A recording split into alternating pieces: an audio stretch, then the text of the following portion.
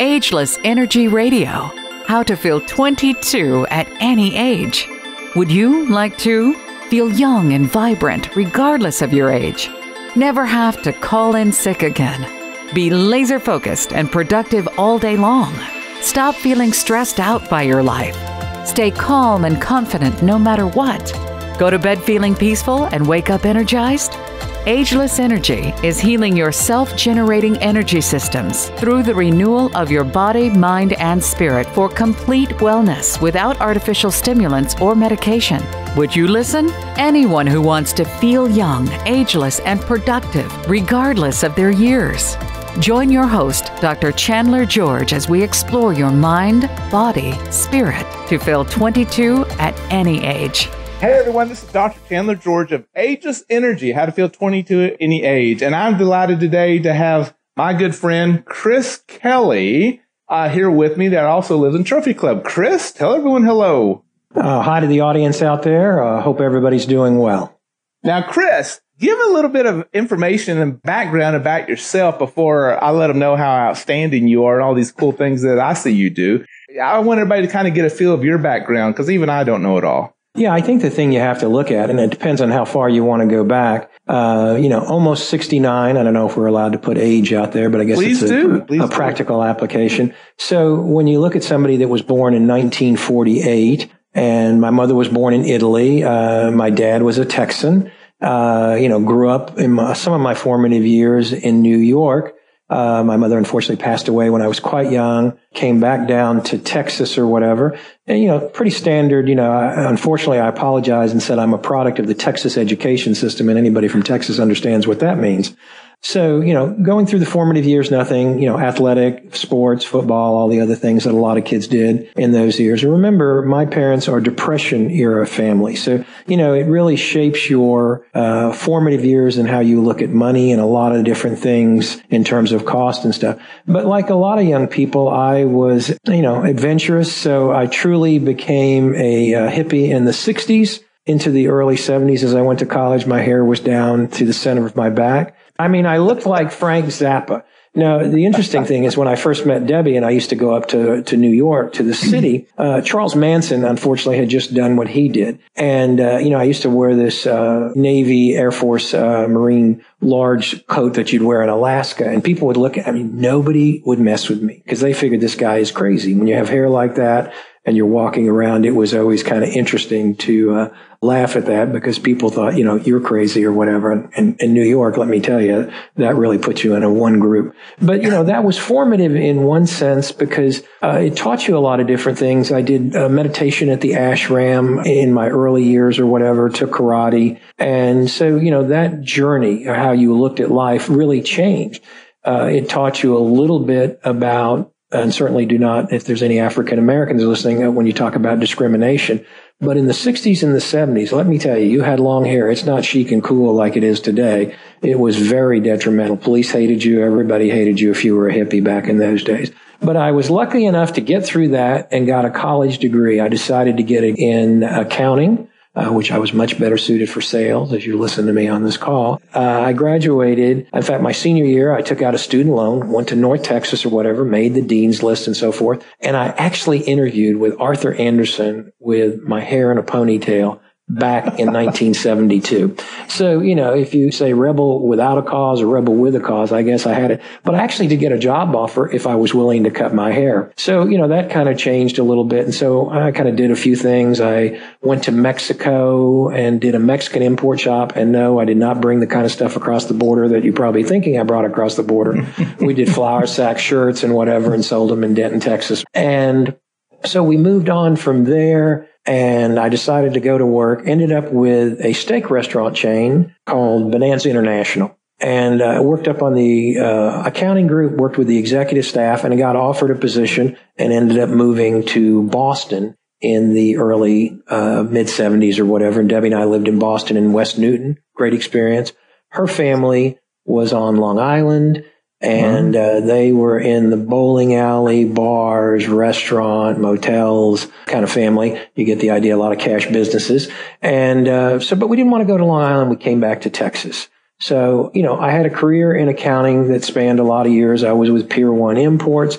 I did the food rounds from Jack in the Box to Burger King, but that industry was always very volatile or whatever. So I moved over to the retail side. I did a lot of investment type analysis where I was doing acquisitions for companies. And then I became CFO. I'm moving rather fast here of a company called Texas Drug Warehouse. And from there, he was moving way out to Garland. I didn't want the commute from Southlake. We had moved to Southlake, Texas in 1976. There was like 2,200 people, and it was just a horrible commute. And so I started getting calls from an agency out of New York, and Sally Beauty Company, who I didn't know a whole lot about, knew they were in Denton, was looking for somebody to come in and do acquisitions.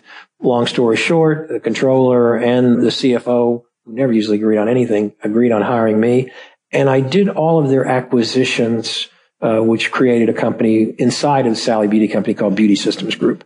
Now, that career was really long. I lasted there right at 20 years till I retired right at, I think I was a little over 67. So it's been just barely a year and a half. And as Chandler knows, so, what do you do when you're retired? I go to the gym 7 days a week. It becomes, it's actually where it's for a lot of people, it's a chore, it's drudgery. I enjoy it. I have a good time with it. It's not like I've been some kind of crazy workout person. I've always run. I was a runner, did marathons and so forth from my late 20s to a lot of years. And then now I switched to, as you get older and the knees aren't what they used to be, I switched to Nordic walking and spinning, where Chandler and I connect up. My kids, two of my children live around me. My younger daughter, who Chandler knows, Haley, lives about less than 0.6 of a mile on the other side of the golf course over here.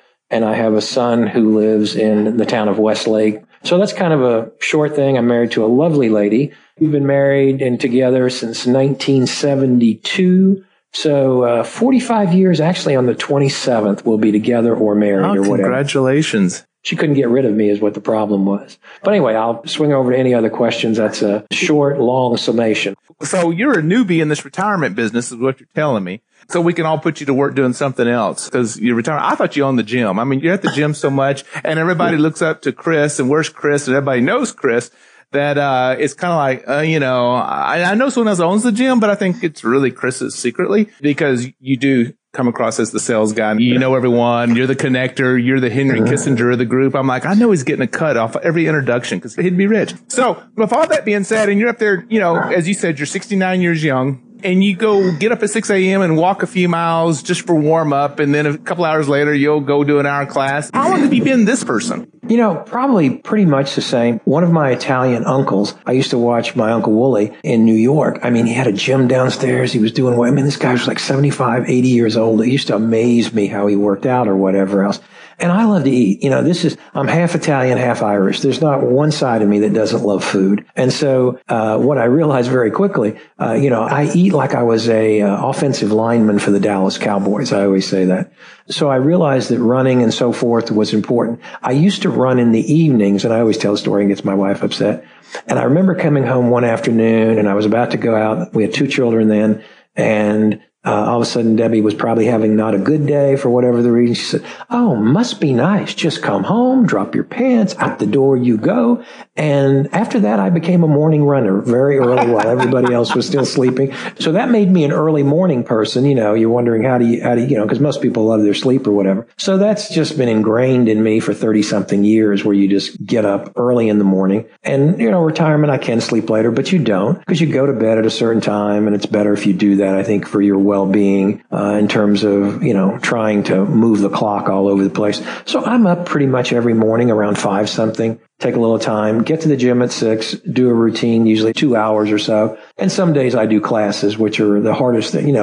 Guys think, they see all these women in these classes because most of the time I'm in classes with women. Oh, let me tell you guys, you have no idea how hard those are to do. I do one with my daughter, Step, on Friday. Let me tell you, as the instructor, her name is Vicky, and I say, I hate this class, but I love this class. And I say it affectionately. So yeah, a lot of working out, but again, it's more of a hobby. So let's go into it this way because it's discipline. And I do agree with what you say about the lady thing because I used to teach aerobics and met my first wife that way. And I got into it because I thought, gosh, I got a chance to get paid to be around beautiful women. Got to date the cowboy cheerleaders and all the other stuff. And it was just awesome. Okay. So discipline. Obviously you have massive amounts of discipline and it's ingrained into you to discipline. Which, Chris, do you think you are? Do you think you have more discipline under mind category, body category, or spirit category, and why?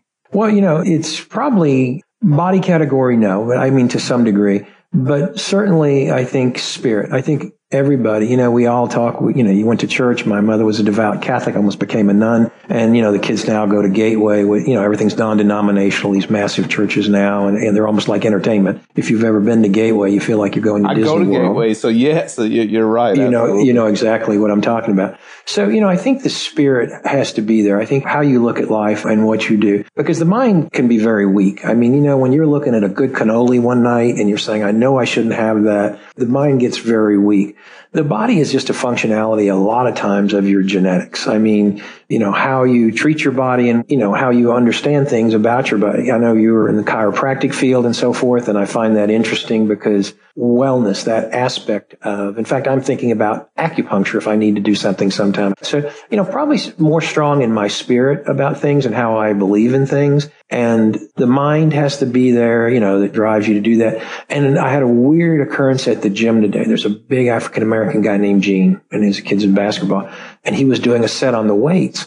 And I went over and he was resting. He said, you want to do a set? And I said, yeah. And I looked at the weights real quick and I wasn't paying attention.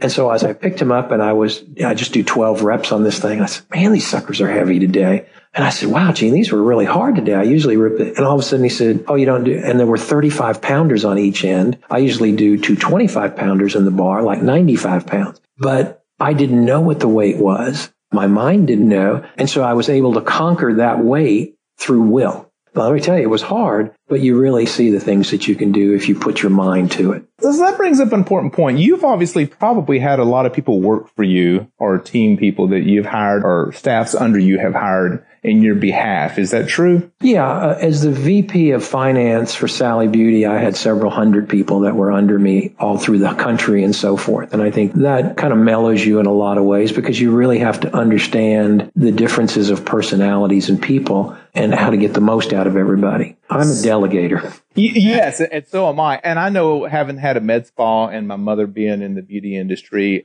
growing up into it while my dad was a chiropractor, that I know that's a very, very tough business to be in. In fact, I got a cousin right now that runs Mavala out of Switzerland. And so you were running a lot of people that, without being disparaging, it's tough. It's very, very tough. And so when you were hiring these people and delegating, what did you look for the most, if you can, relate it to mind, body, spirit, the traits that were going to best make them successful in life? I think that's, really important. And always in hiring, obviously, it's very difficult, when you're trying to match up a job to a person. Because everybody, not to sound braggadocio here, but it was very easy for me to go in and get jobs in an interviewing standpoint. So you didn't always know who the true person was sometimes because, I used to always have a statement that I did about my bosses or whatever, manage the manager. I think it's very important that as you fit into that. But when you're looking at people, you're looking at certain things to say, how does this person fit? Now, education-wise can be very important. And unfortunately, some people are overeducated. And some people really don't have a passion you can feel, they just want a job. And even when I was CFO of Texas Drug Warehouse, I used to talk to all the new employees.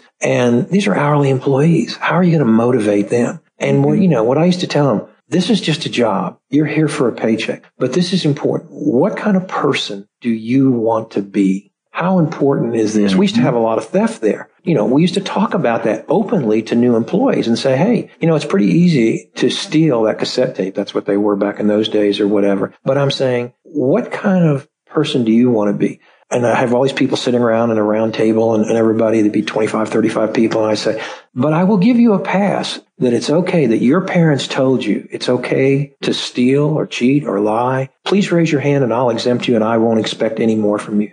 Obviously, do you think anybody ever raised their hand? No, because in most cases, the parents, most people would be embarrassed to do that as well. So in trying to pick what the person wants to do or whatever, what are your goals? And, unfortunately, there's so many people trapped in jobs that they're not happy in, that they don't enjoy for different reasons. Monetary aspect, if it's not paying the bills. Things have changed so much. Look at the conversation on healthcare now. I mean, it's ad nauseum, but it's an important aspect. The number of people in this country that don't have healthcare, can't afford healthcare, it's unfortunate. most good large corporations, that's one reason to get inside a large corporation. I get my hair cut at Sports Clips, for example. Do you know none of those girls working up there have health care? Because that company doesn't have the financial resources or whatever in their bottom line to do that for you. In terms of the company, if it's doing the right thing for the employee, it's making you gainfully employed. It's putting a check on you. And you have an obligation, I always tell people, to do the best job you can.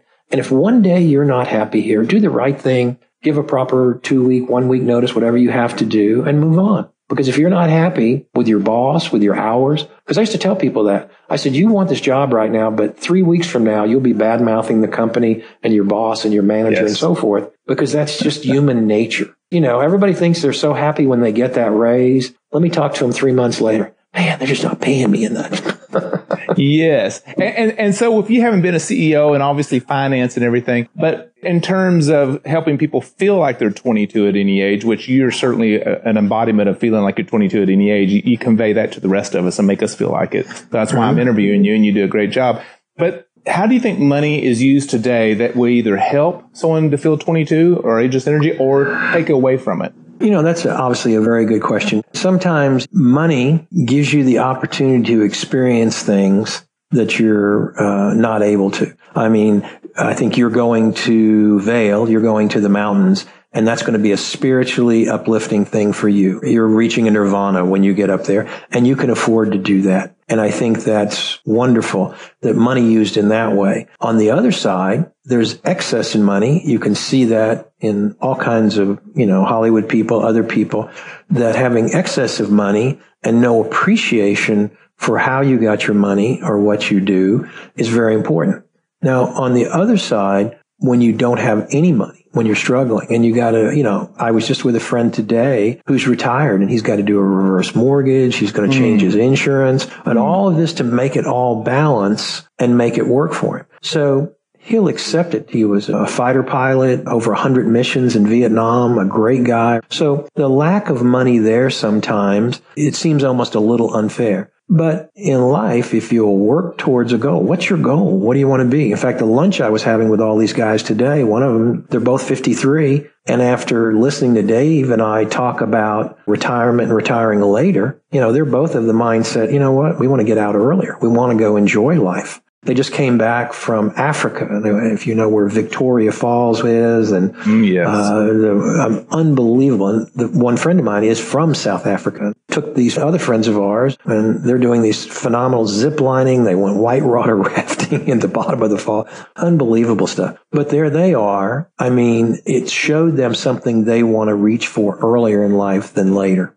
Yeah, so that they have the physical ability to do it. You happen to be blessed and still have the physical ability to do many things that 69-year-olds can't. I am 53, by the way. So I'm sitting there right there going, I don't want to wait. I want to enjoy some of the stuff Chris is now talking about right now while I can. For one is I'm still producing cash flow. And two is I got the will and the energy still to do certain things, of which I can't wait to come back and share with Chris how awesome it was. What I did or didn't do. I'll live vicariously through you.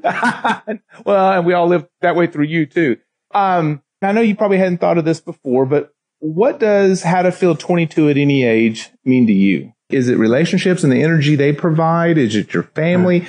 We all have different things that provide that sense of nirvana, right? What is it in a nutshell, as we wind up here, that provides you feeling ageless energy? Because obviously you embody that. Well, I think one of the things that you said was family. The important aspect, if you watch any Hallmark movie, for all the ladies that are listening out there, and yes, I do watch all the Hallmark Christmas movies, and I watch The Good Witch, and I'm really weird about that stuff. But all of those movies lead back to one thing. It's family. The importance of how that is to you drives you. We took one of my little granddaughters, our almost 4-year-old Willow, and she was so excited that we were going to go to Chuck E. Cheese, and then we wanted to go to Toys R Us and go eat at Jason's Deli and come back and play with our little puppy. But it was funny. My daughter-in-law, Paige, said that Willow got up that morning and she had tears of joy because she was so excited to do that. So like a lot of good families and, Italian families or Irish families, the family is very important to us. We spend a lot of time with each other. We enjoy being together. We vacation together. We spent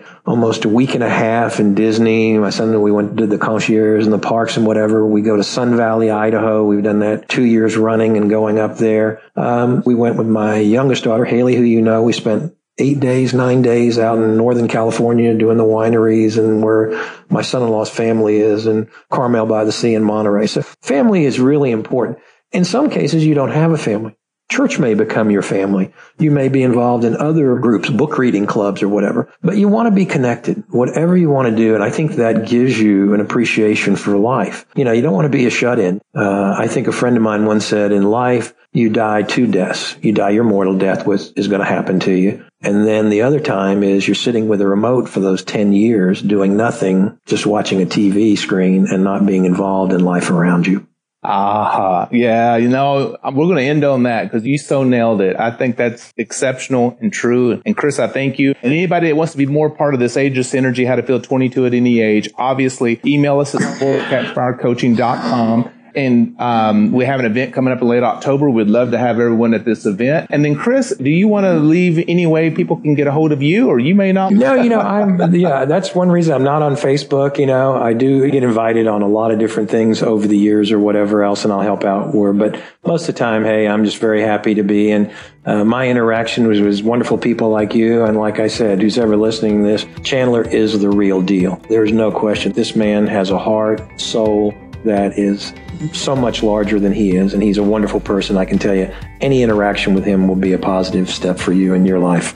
Oh, well, thank you, Chris. Well, anyway, it's great to know Chris, and I know him. I'm going to say it to hell because I know Larry North, too. We're always at Larry North Fitness, so that's probably where you'll find Chris if you ever want to meet Chris. You'll think he owns the place. We got to talk to Larry about that and see if we can arrange something. You got it. Because I can't think of anything more fun, actually, than just getting paid to work out and love on people at Larry North Fitness. So, Chris, once again, thank you. I look forward to seeing you again and sharing more adventures with you, and I know the audience will learn and be blessed by all the information that you shared here. And everyone, we'll look forward to seeing you next week. This has been Chris Kelly and Dr. Chandler George. Thank you.